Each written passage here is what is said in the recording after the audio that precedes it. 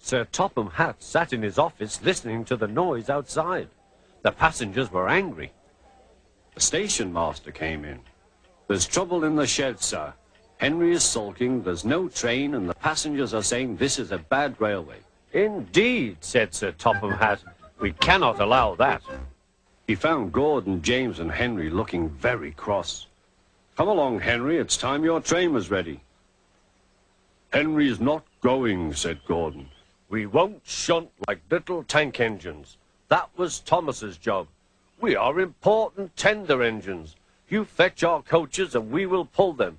Tender engines don't shunt." "We'll see about that," said Sir Topham Hatt. "No engine on my railway is too important for small jobs." And he hurried away to find Edward. The yard has never been the same since Thomas left to run his branch line, he thought sadly. Edward was shunting. "Leave those freight cars, please, Edward," said Sir Topham Hatt. "I want you to push coaches for me in the yard." "Thank you, sir. That will be a nice change." "That's a good engine. Off you go, then."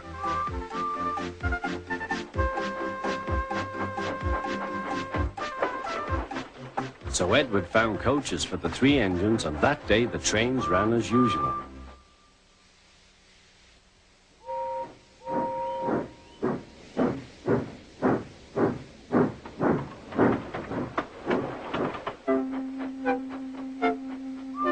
Next morning, Edward looked unhappy.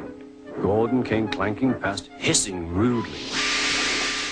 "Bless me," said Sir Topham Hatt. "What a noise!" "They all hiss me, sir," answered Edward. "They say tender engines don't shunt, and last night they said I have grey wheels. I haven't, have I, sir?" "No, Edward, you have nice blue ones, and I'm proud of you. Tender engines do shunt. But all the same, we do need another tank engine here." He went to a workshop and they showed him all sorts of engines.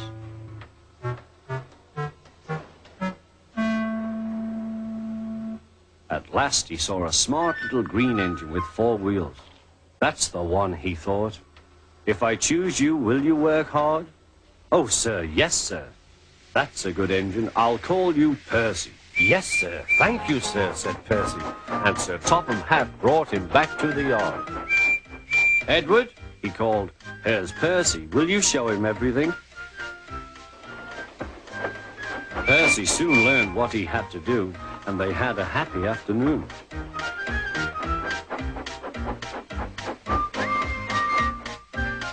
Then Henry came by, hissing as usual. "Shee!" went Percy. Henry jumped and ran back to the shed. "How beautifully you wheezed him," laughed Edward. "I can't wheeze like that." "Oh," said Percy, "that's nothing. You should hear them in the workshop. You have to wheeze loudly to make yourself heard." Next morning, Thomas arrived. "Sir Topham Hatt sent for me. I expect he wants help," he said to Edward. "Shh, shh. Here he comes," replied Edward. "Well done, Thomas. You've been quick. Listen, Henry, Gordon, and James are sulking. They say they won't shunt like little tank engines. So I have shut them up, and I want you both to run the line for a while."